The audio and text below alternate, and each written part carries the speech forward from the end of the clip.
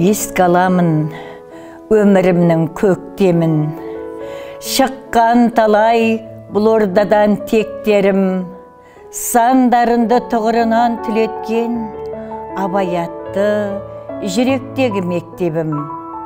Әр шәкірті танылатын өнерде, мектебімді қоссам бүгін өлеңге, тәлім берген ұлағатты ұстаздар 70 жылдық тарих оның тереңде. Жүрегімде жалғыз сені жүреткем, алтын ұям жарқын өмір күн еткен, елдізгінін ұстап жүр ғой әр балаң, білім беріп сен оқытқан түлектер.